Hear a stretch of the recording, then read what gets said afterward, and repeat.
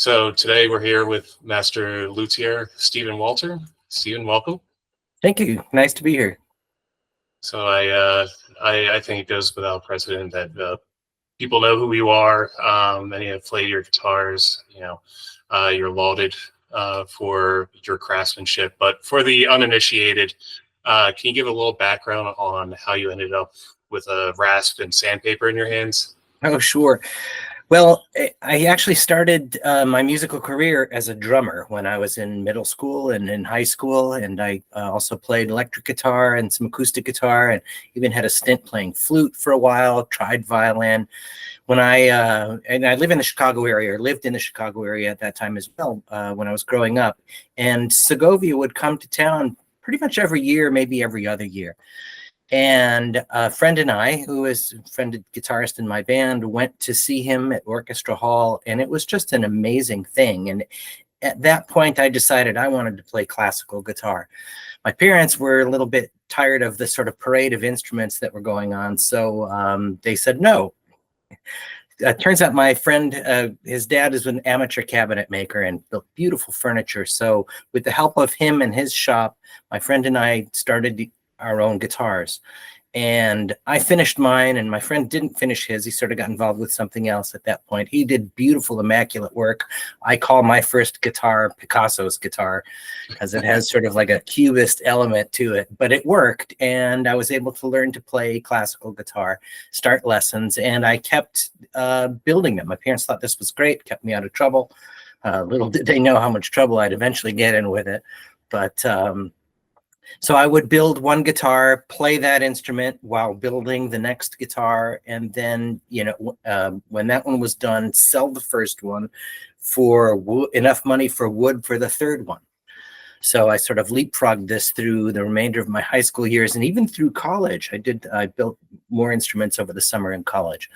And it wasn't until my second year of graduate study at Boston Conservatory that my parents finally figured, gosh, he's serious about this guitar thing, and helped me buy my first professional instrument, which was made by Robert Ruck. And I stopped building because there was really no need to at that point. I had the instrument that I wanted to play, and I subsequently got another Ruck a couple of years later.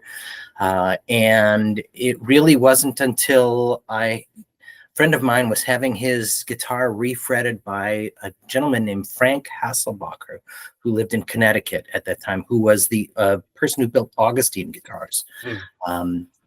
And I decided to have mine refretted too. I don't know why. I really didn't need it, but it came back, and it really wasn't as good as it was before. And I started to look at it and think about the principles that I knew about fretting. So I took the frets out and put new ones back in. It still wasn't right, so I did it a third time, and finally learned enough to figure that part out.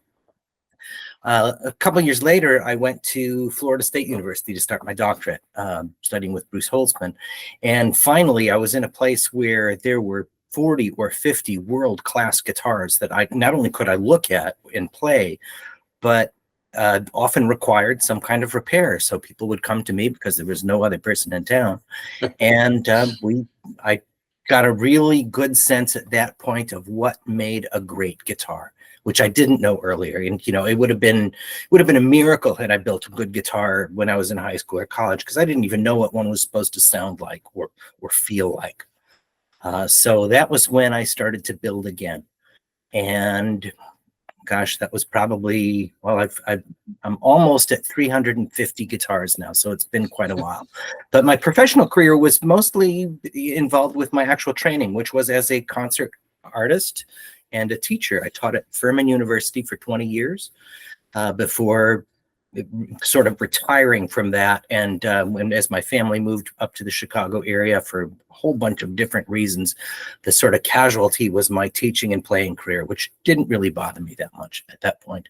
I was perfectly happy playing guitars full time at that point. So that's pretty much how I got here. So it seems like the necessity was the mother of invention there. So the pinch nippers were forced into your hands, and I remember I defretted a bass, the whole Jaco Pastorius thing, and got yeah nippers out. Yeah. So, but it seems like you sort of happened upon it, and people needed you, and you met that cause there. Yeah, it was also very interesting, to be able to see instruments and really get a look at them.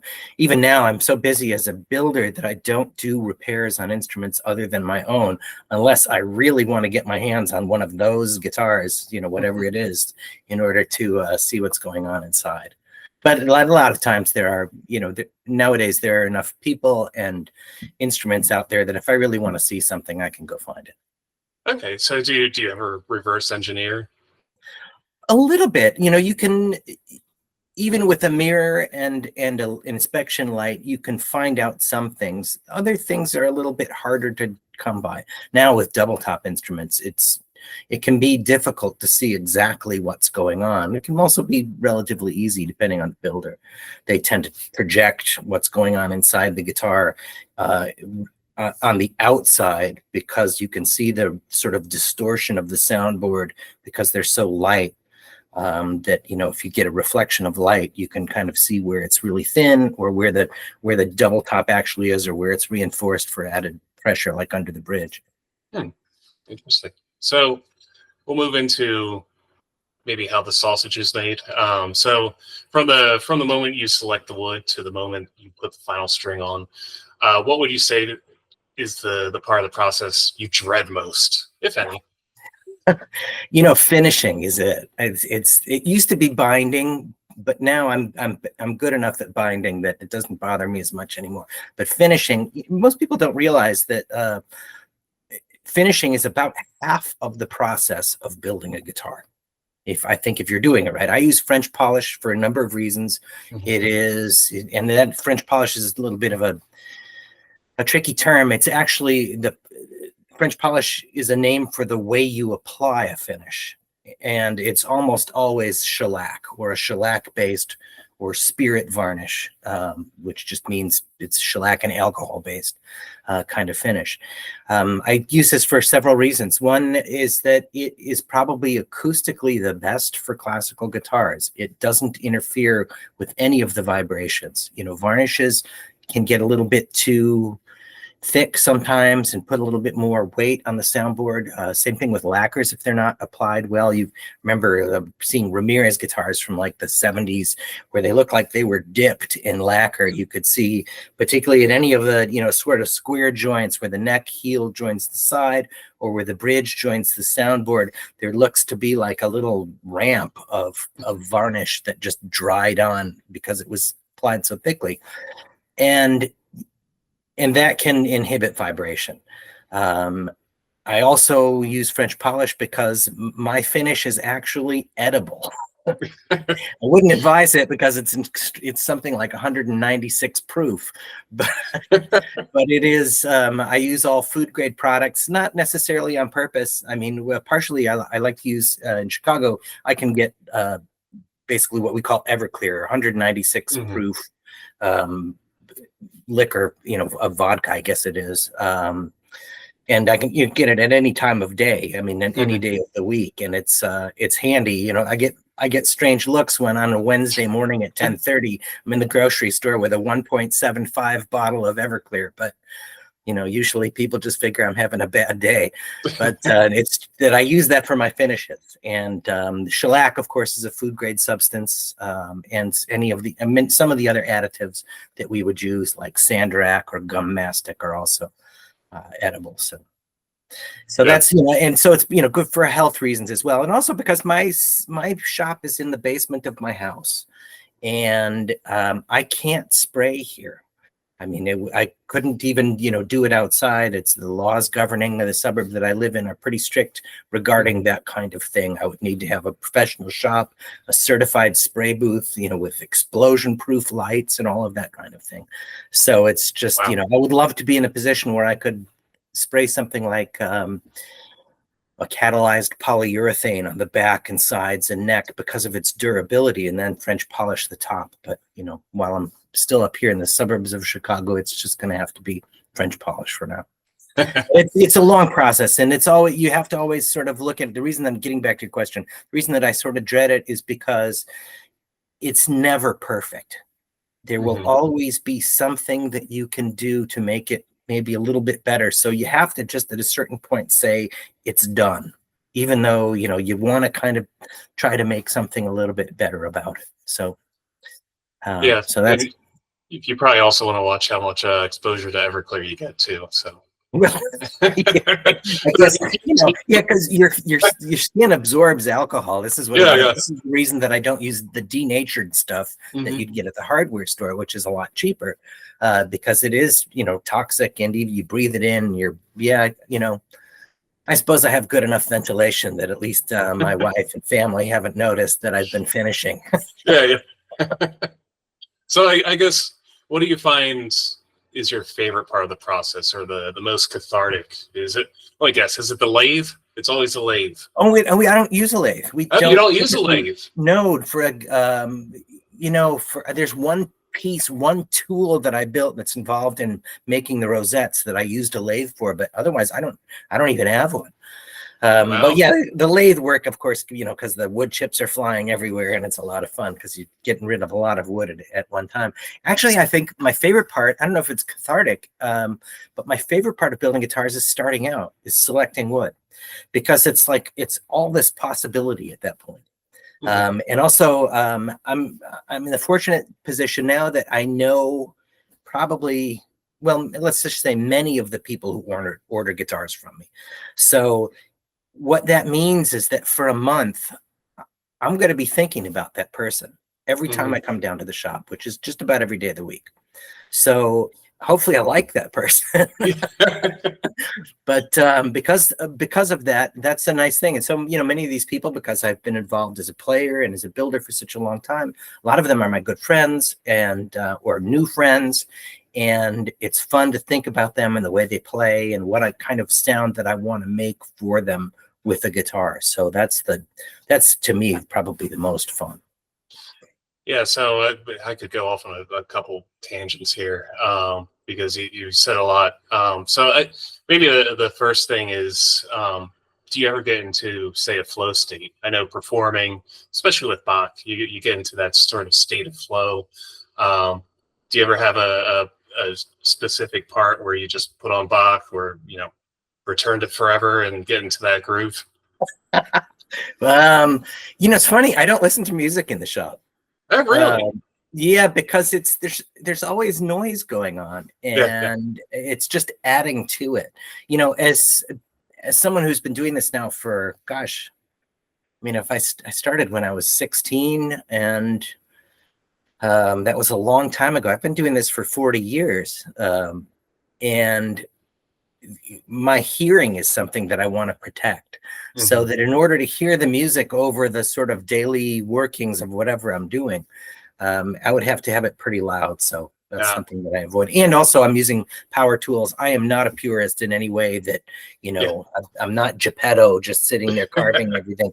If there is a power tool that will do what I need it to do as well or better as I can do it with a hand tool, and it saves me my tendons and muscles, Yeah. and maybe goes a little bit faster, I've got that tool, where I'm going to get it if I find out about it.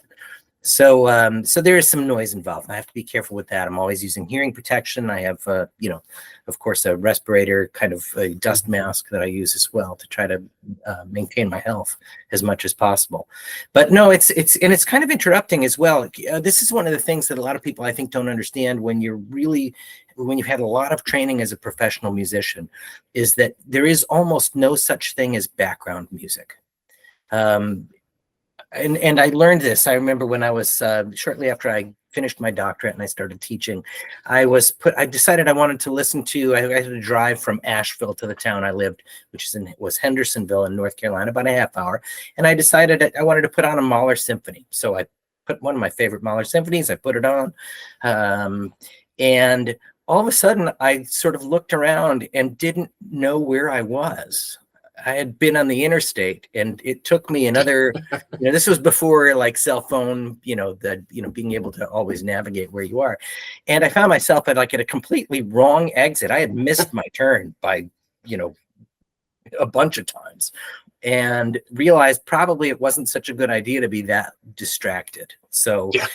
Good music, great music, especially like Mahler, like Bach, it begs my attention. And Yeah. with a really good player, or maybe someone who isn't playing it the way I'd want them to play it, it takes away too much of my focus. So really, I work in relative silence most of the time, and the music goes on in my head. So So that at least yeah, keeps me focused. yeah, yeah. So I mean, inquiring minds want to know what's your favorite Mahler symphony? Oh, yeah, four. I used to Four. I, Yeah. I used to teach music history as part of my duties at Furman University, and I used to tell my students when we started talking about Mahler that your favorite Mahler symphony will be the first one that you have to rehearse, because that's the one, with the however many rehearsals you get in professional orchestra, it's often 5. If it's a college orchestra, it's going to be maybe a couple of times a week for a month, or for at least for several weeks, if not months. And that kind of repetition and exposure to besides your part really sinks you into it. And it's meaty enough music that whatever that first one is, I think really just grabs you that way. Yeah, it sticks with you. Yeah. Yeah, I find that with Brahms too. Brahms 4 always has Oh, yeah. a place in my heart. Yeah. Yeah. Yeah. But Anything great like that. Right. yeah, yeah. So the other tangent that you had alluded to here. So when someone approaches you, you said that you're constantly thinking of the person that you're building this guitar for. So when someone does approach you, asking you to build a guitar for them, what questions are you asking them? Are you asking them to perform for you? Are you asking them what kind of wood they want? Yeah, always, the wood discussion is, of course, going to be there because that's a main part of it. Probably the first question I would ask them is, which of my guitars have you played or heard? Because that's the best information for a luthier, because I can go into my notes. If you say I want to, I loved the sound that David Stearman used on his on his CD. I forget which one it was, volume 8 or something like that, where he recorded some Paul Reuters using one of my guitars, or he also recorded some Soar on one of his CDs using my guitars afterwards. So you could, say I want a guitar that's like that as much as possible. Then I can look at my notes and search my memory and think of what I did with that instrument, what kind of materials it was made from, what kind of bracing pattern that I used, what kind of thicknesses, was the soundboard particularly stiff or particularly flexible, dense, lightweight, all of those different things that really govern what a guitar sounds like, that are beyond the notion of just what kind of wood it is. A lot of people come to me and say, particularly because the internet has taught them that oh yes, cedar is a dark sounding guitar and spruce is a bright sounding guitar, and I swear that those terms just came from the visual color of cedar versus spruce. This goes back to when I was in graduate school, actually, before I was really seriously building. A friend and I, who were the 2 students who were studying with Robert Ruck at the Boston Conservatory for the 1 year that he was there, would argue a lot about different kinds of, discuss probably is a better term, about different kinds of things guitar. My undergraduate school, I was the only classical guitar major. He was, I think, the only guitar major at his school. So we didn't have the opportunity to really talk to other people. And we had been arguing about a guitar sound issue for quite some number of weeks, if not longer, until we realized that we were using the opposite terms to discuss the same thing. And that had to do, we have such a horrible vocabulary for describing sound. We talk about it being warm or bright or dark or velvety, or all of these different things that have nothing to do with sound at all. They have to do with our visual sense. They have to do with our tactile sense. Sometimes even I've heard people say, "Oh, that guitar sound is so chocolatey," and and that means absolutely nothing unless you are 2 people in the same room. I was just at festival in Brevard, North Carolina, at Adam Holtzman's adult guitar camp. And Mary Ackerman, who's a very good friend of mine, has been playing my guitars for many years, was one of the artists who was there, and she was trying one of my guitars, and she said, "Oh, that is just so like chocolatey, lovely." And in that room, having heard the same thing, I understood what she was talking about. But later, in fact, I did a lecture at that same camp about describing sound, and I used that instance. I said, "What's chocolate sound like?" And everybody thought it was really strange, but I mentioned that when both of us were in the same room hearing the same thing, we could use that term and we'd know what we were talking about because of our shared experience. But mostly we don't have that with guitar, and so I try to go into a little bit more depth about fundamental overtones, volume, that kind of thing. Loud and quiet are probably the only terms that we use that are actually sound related. So, it gets a little bit complicated like that. So my guitars, I know most people think my spruce guitars sound a lot warmer or darker, to use those terms, than they expect. They expect it to be very bright sounding. My cedar guitars tend to conversely sound very bright. In sort of a more scientific description, you might say that my spruce guitars exhibit more fundamental of the pitch and closer, nearer overtones, first harmonic, second harmonic, and so forth. And that my cedar guitars have maybe a little less prominent fundamental, but a broader spectrum of higher overtones, and that give it that kind of like shimmery, cedary sound. So that helps us a little bit more. But really, if you're a guitar player and you're discussing having a guitar built by a luthier, the thing to do is to refer to one of that luthier's specific instruments. It really makes a huge difference. And if they haven't, then you can start talking. I would try to get them in touch with one of my instruments through a different builder who lived, or a different player who lived near that had one. That's often an effective thing too. Oh, that's the most important thing, I think. Yeah. Do you ever make suggestions based on who they are, how they play, how familiar you are with maybe their repertoire? Yeah, I think if I have that level of familiarity with them, they've already played my guitars enough that they know what they want. Professionals are different too, and really good professionals who are kind of savvy. Well, that's perhaps a little bit harsh, but the professionals who know or have a little bit more experience dealing with builders might just say, make what you want, make what you think would be what I would like. And that can be a little challenging sometimes, but even then I would say, well, we have to talk about spruce or cedar, because or redwood even, that's a third choice. So it's complicated. So Nigel North walks into your workshop and it says, "I'm quitting the lute. I'm going strictly to guitar. What are you building on?" Oh, well, I'm going to hand him my Everclear first. Say, snap out of it, man. But it probably someone like that who's accustomed to lute. I mean, it depends if he's playing with nails or not. If he's not, I have a good friend here in the Chicago area who's actually my realtor. We just, of all surprise things, he helped buy us our house when we moved up here.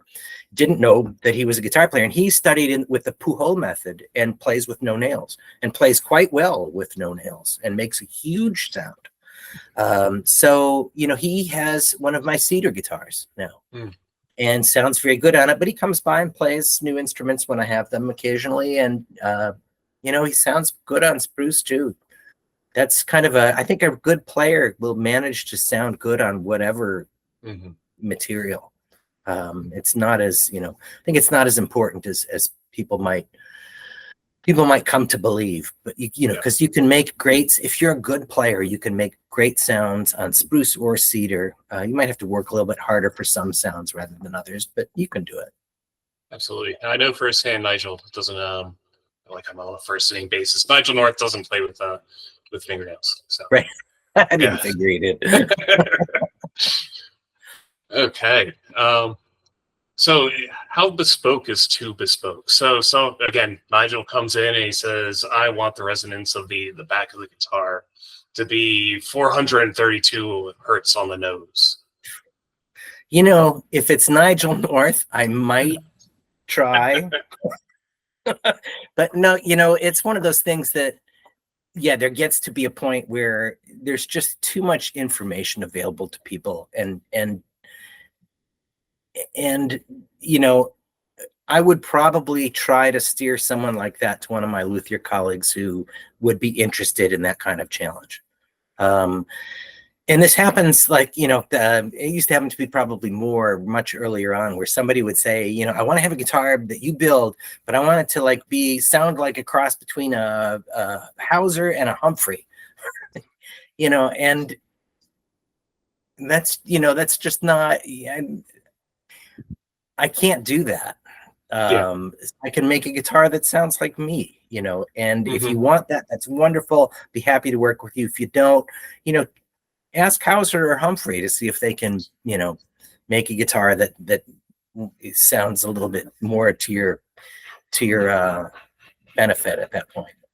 But yeah, I think that's the hallmark of performers, artists, whatever. You do what you do best, and you know it, and you're not going to stray away from it too far. I mean, there Right. are artistic endeavors you might want to seek out, or trends, but I think if anyone's coming to Stephen Walter for a Stephen Walter guitar, they're not going to ask for something different.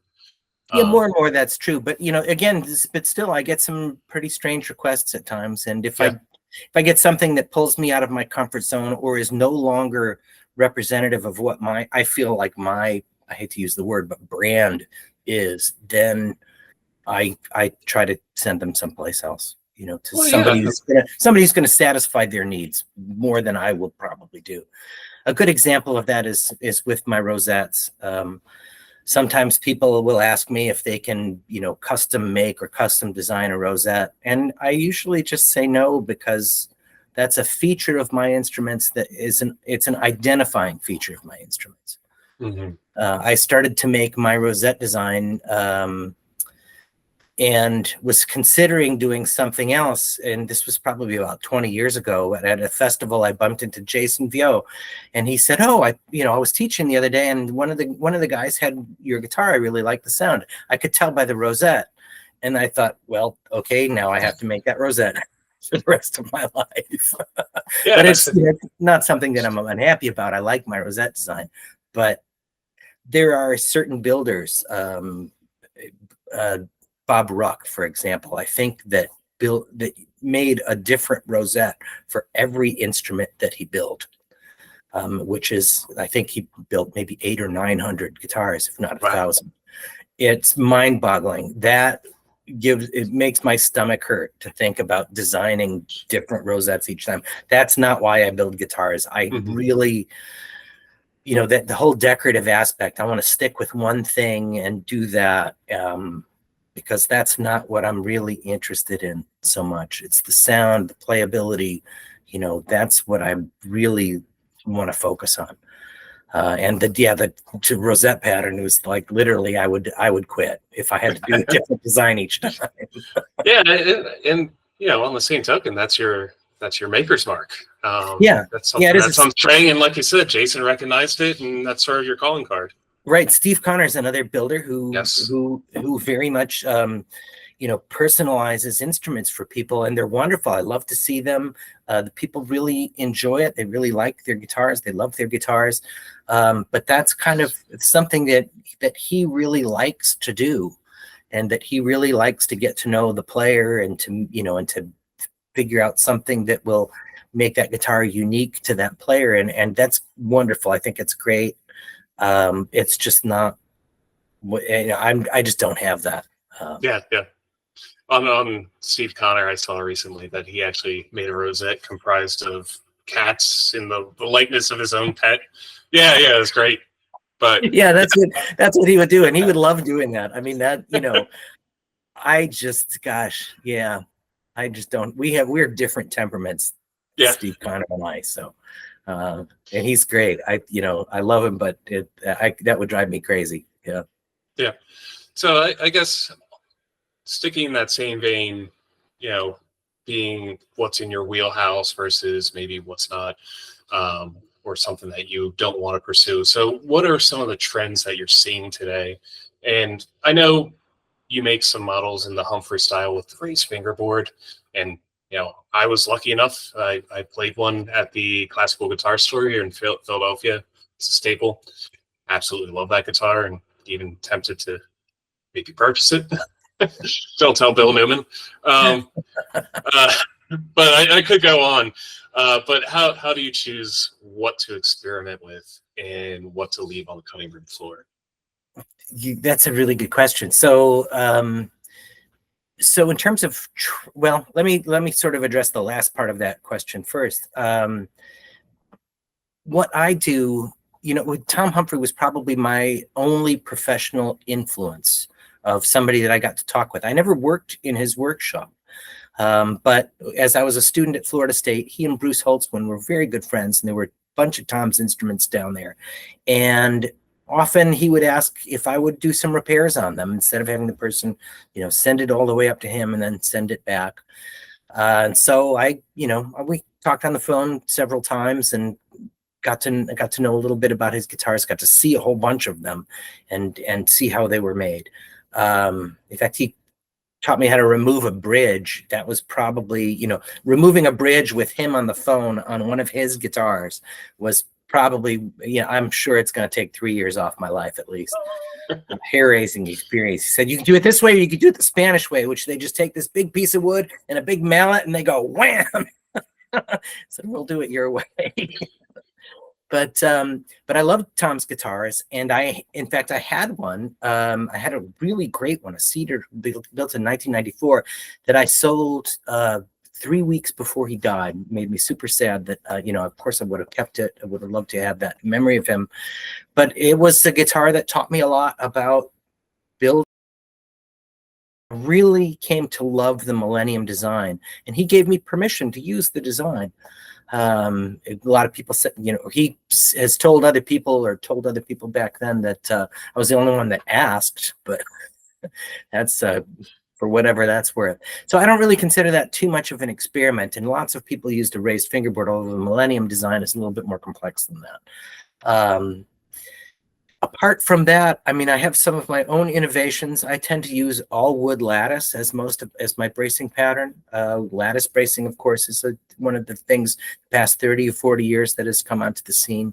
Double tops are big. Everybody seems to want a double top these days. And, I've tried a few and I just can't make it work. So I'm just going to leave that alone. I'm not that impressed with the double top guitars that I hear as well, that I want to really spend a lot of time chasing that idea. To me, they offer a lot of volume, but they lack the color that my instruments give typically. And also they lack sustain in the upper register, which is something that I like about my guitars. I might be a hair quieter on the concert stage, but not too much. I think most people feel they're pretty competitive. So in chasing, I'm to the point now after 350 guitars or so that I'm tweaking rather than making big modifications. Last major modification I did to my pattern, the inside of my guitar was probably 2019. Where instead of using the full lattice of, I used to call a full face lattice guitar like Tom Humphrey was using towards the end of his life, I decided to restrict the area where the guitar vibrates to a pattern that is controlled by me rather than all of the different other factors of the instrument. So after that, then it's just been a matter of like small tweaks inside in terms of brace placement, completing lattice, how symmetrical or asymmetrical I want the bracing or the soundboard thickness to be, that kind of thing. So it's really just small adjustments at this point. Yeah, refinements. Yeah, it's a lot of commitment. It is a commitment when you start a guitar and start your work, and right. Going But off the beaten path, I could see it's a lot of sweat equity if you don't like it. Right, right. And not only that, I mean, I work on a waiting list, so I'm building guitars almost always for people who have ordered one from me and have an expectation of what my guitars are going to look like and sound like and feel like. I do build into my waiting list several instruments a year for festivals where I can do a little bit of experimentation and not worry too much about satisfying somebody's particular requirements. In fact, I've just yesterday I started one of those, and I'm going to do a little bit something different with the bracing, with the lattice, just to see what happens because I've been thinking about it for a while. So you're saying there might be a chance for a Stephen Walter even temperament or correct temperament fret a la Eddie Hill? Oh, absolutely not. No. I got a chance to play one of those at the GFA in Indianapolis. I guess it was last year or the year before. I'm not remembering exactly. And I didn't think it worked. With all respect to Kenny and his instruments and his great shop and incredible career, I could never get the guitar in tune myself.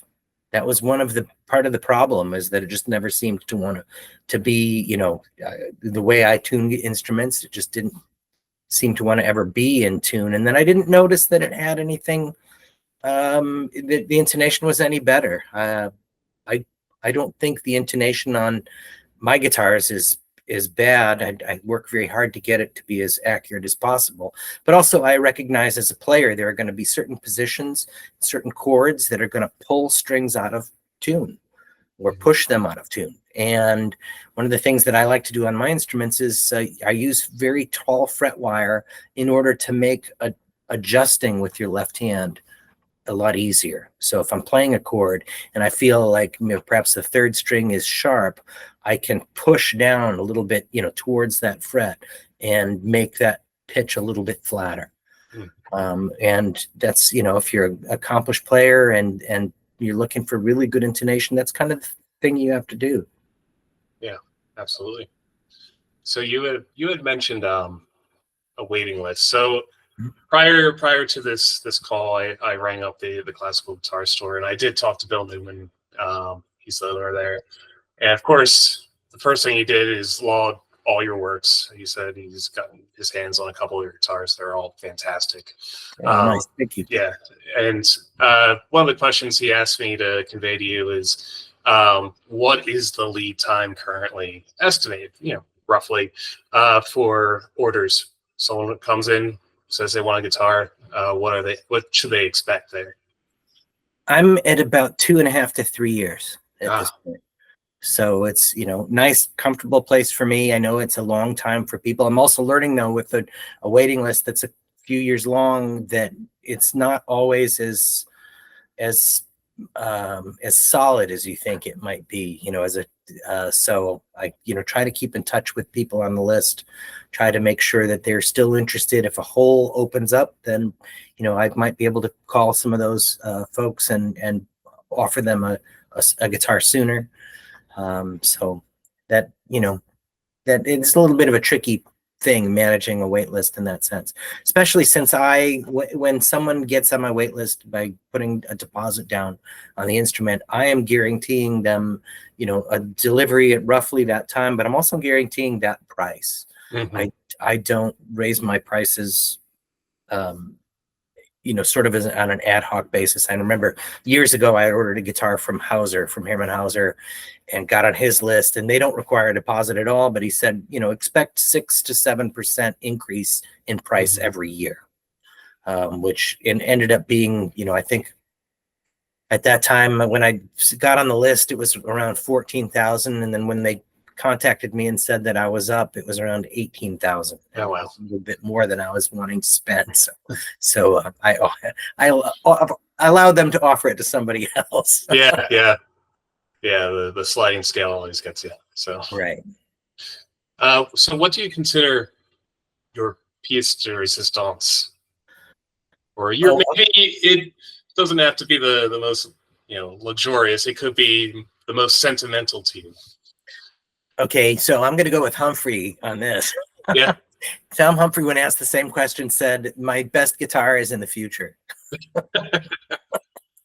because he's more always, they're activity. always getting better, and we hope that they're always getting better. That is a thing. And I feel strongly that my guitars do get better and better. I own, let's see, 3 of my own guitars. I have a flamenco guitar that I made that I like, suits my hand better to play than a lot of sort of the 60s, 70s flamenco guitars that are so cool that were around when I started playing guitar, that are nostalgic for me. But it's, my neck, left hand, and I like it a lot. I have a cedar guitar that I made about 10 years ago now, that the back and sides is maple, from the same tree that I made a cello out of for my son. So that's, it has some sentimental value in that way. And then, and it's also a very nice guitar. And then I built another guitar about 6 months ago that, out of some very old wood. This is such a long story. I don't want to get into it too much, but Jim Sherry was the dealer of Ramirez guitars in Chicago 40, 50 years ago. And he passed away, I guess, 3 or 4 years ago now. And he was supplying Ramirez with wood during the 60s and 70s and had a big stash of it here in the Chicago area. In fact, that was some of the very first woods that I used to build my first guitars, just because it was local. That wood is now coming up for sale again, and it's 50 years old or 60 years old. So I made a guitar with that, one of those soundboards, and it just turned out great. Oh, wow. And it just happened to be one of those guitars that I was experimenting with. And so I decided to keep it, not sell it. So those are my 3 guitars. Love it. How does your history as a professional guitarist influence your craftsmanship? Oh gosh, that's probably the most important thing. I feel sorry for these builders who can't play at a very high level, because I don't understand how they're getting their feedback. You can invite somebody over to play the instrument, but you're not hearing it from behind, and at a professional level, unless you can make those sounds. One of the most important things for me when I'm evaluating a guitar is the sort of question is, do I want to play another note, or do I want to set it down? On a repeated basis over and over and over again. And if I don't want to set the guitar down, and it's hard to do so, then that's a great guitar. That's something that, if it really enchants me and I want to play it over and over again, that's what it's all about. And if you have a guitar, if you're playing at home, or if you're, even a concert performer, if your guitar makes you want to play more, that's the whole game. I mean, that's it. So that's what my playing experience gives me more than anything, the ability to really evaluate that. Also, in terms of the left hand, it was funny because I used to argue with Bruce Holtzman all the time about left hand when I was at Florida State, such to the point where when my doctoral comps came up, and this is where everybody of the 5 members of your committee give you a question all at the same time, and you get a week to respond to each one of these things in a paper, research-oriented or opinion-oriented paper.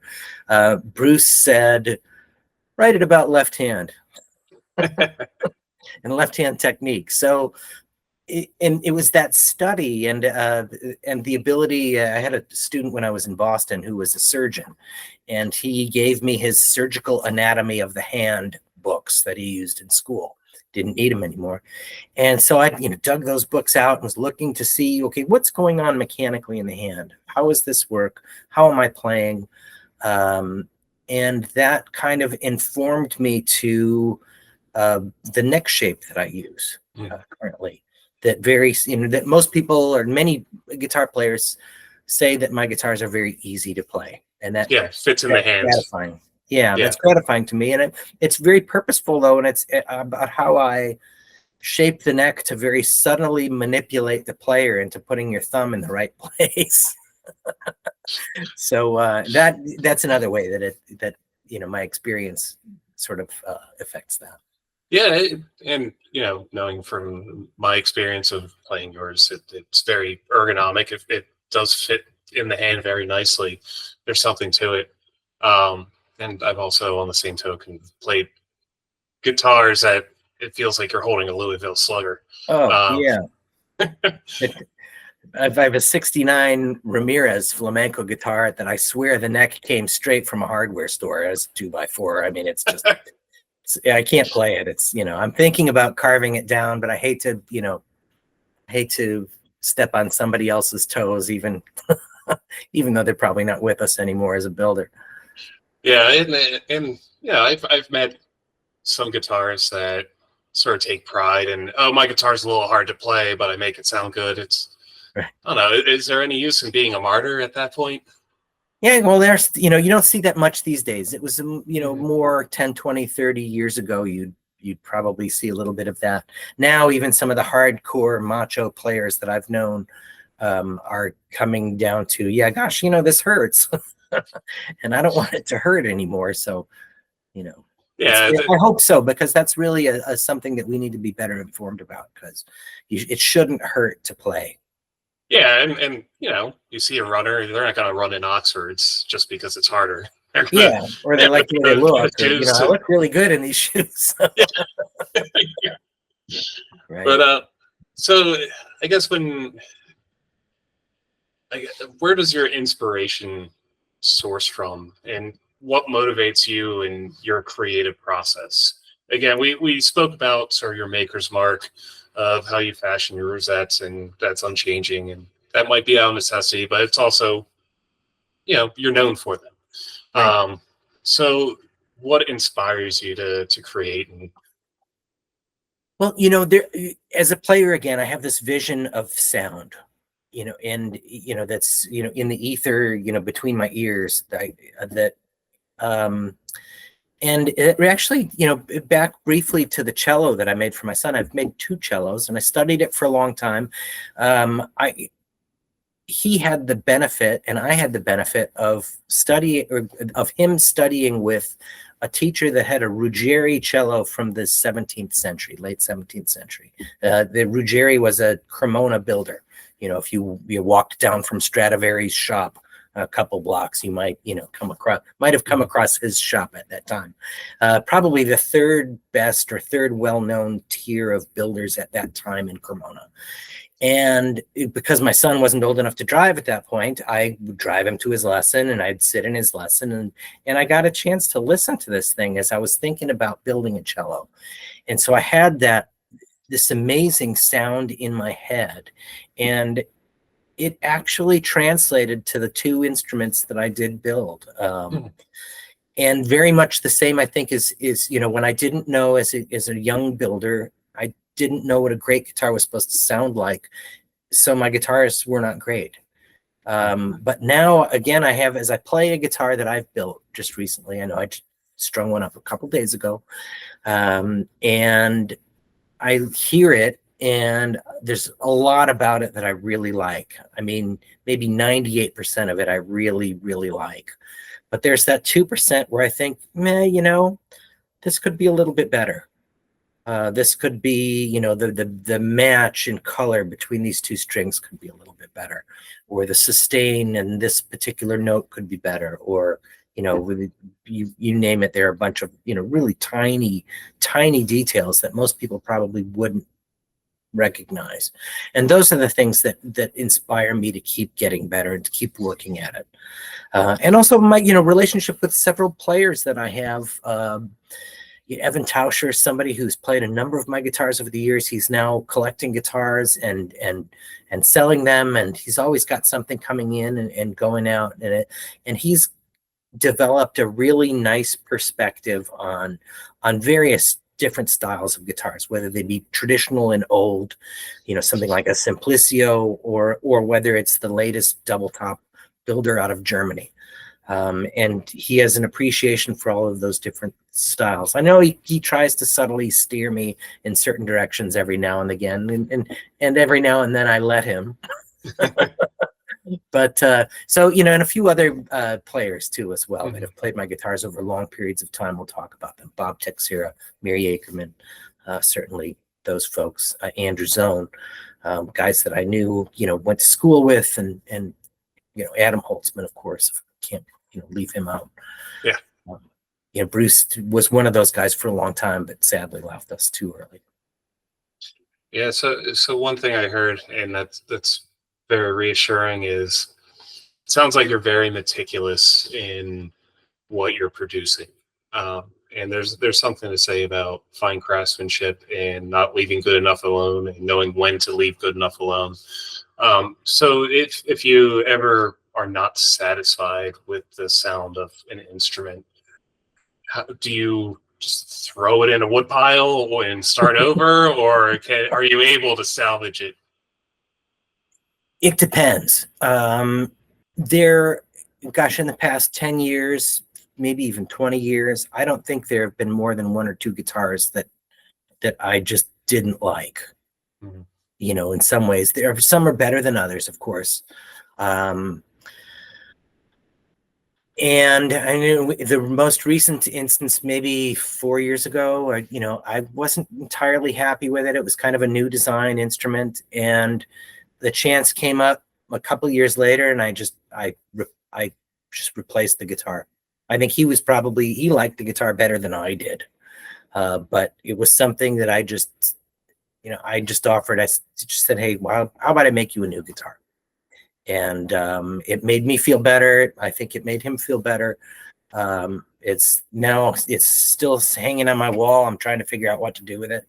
I may replace the soundboard. That's usually something. I don't know if this particular guitar, if that will do it, but if I feel like I want to at a certain point, that's part of the thing too. With my little puzzles, I leave them hanging on my wall so they stare at me every day and make me feel guilty and think about what's going on. If they're in a case, I won't think about it.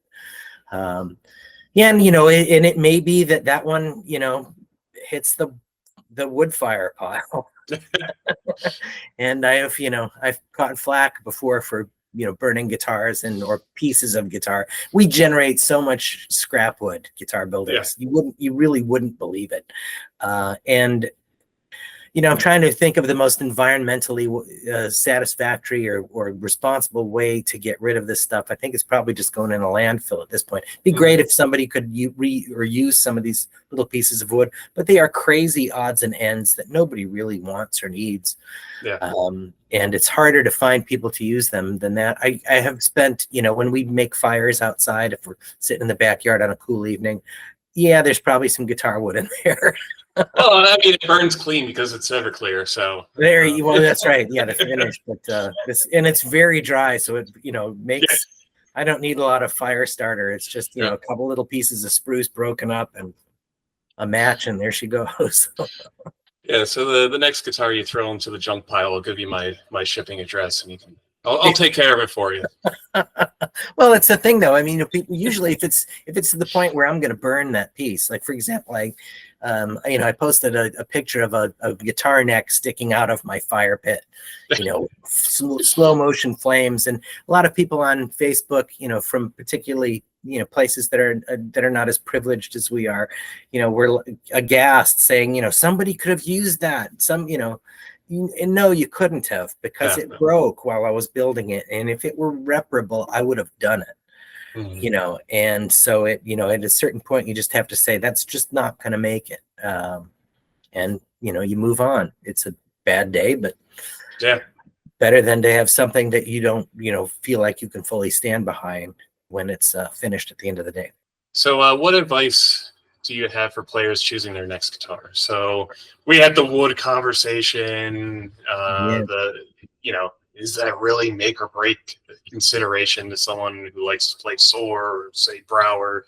We always associate the cedar with Segovia and romantic style. And right. Although, his most famous guitars were spruce. Yeah. The Hauser and the Ramirez, Santos guitar that he and he played spruce guitars for a long time. It wasn't until the Ramirez. I don't know. He played a flauta for a while. It was probably cedar. I don't know for a fact though.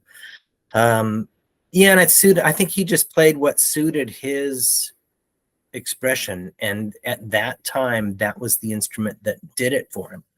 He played Bach. He played, Albani's. He played romantic music. He played. Didn't play too much modern, contemporary kind of idiom music, and that guitar did it all. He was the one who made it good for whatever style that he was playing. And I think there's a lesson there. I mean, you might have one guitar, like for example, I have one or two clients that have both a cedar and a spruce guitar of mine, and they will say that, oh yeah, I like to play the spruce guitar I use for Bach, and the cedar guitar I use for Taraga, and I play them both every day at different times of day, and that's great. If you can afford to do that and that makes you happy, wonderful. Most professionals really we only travel. We don't want to change guitars for different pieces unless you're playing Koyun and Baba and have the luxury of lugging another one along. But so we have to make one guitar sound really good. So, it's funny because you ask what my advice about people who are interested in having or in buying a guitar. As a teacher and as a performer, I always used to tell people, you want to buy a guitar that exists already. You want to be able to play it, see how well it matches to you. Be open, have the resources sort of parked aside. And when you come upon that instrument, you're going to know it and you can buy it. And you'll be really happy. All of the instruments that I have owned that I didn't build were of that circumstance. As a guitar builder, I want you to order a guitar because, for me, that represents financial security. I can look at my wait list and say, okay, 3 years from now, I'm going to be able to pay bills. And that's a great thing. It's not often you can find too many of my guitars available for sale. Occasionally there are some, you might have to travel a long way or have them shipped or, whatever, but so, there is a happy medium. If there are certain builders who are known for being very consistent in their work. John Gilbert was one of these in the 70s and 80s. I remember hearing David Tannenbaum say that, he would buy any Gilbert from, I think it was the 80s, sight unseen, because he made the exact same guitar for 10 years.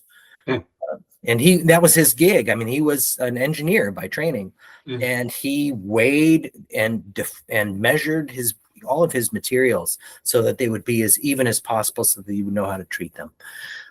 Other builders, Ruck Humphrey, liked to experiment a lot more, and theirs were not as consistent. There are good ones and I don't want to say bad ones, but less good ones that are out there, and so if you find a builder that you've heard several guitars or you've heard by reputation, they're consistently good, that's often a good bet for ordering an instrument.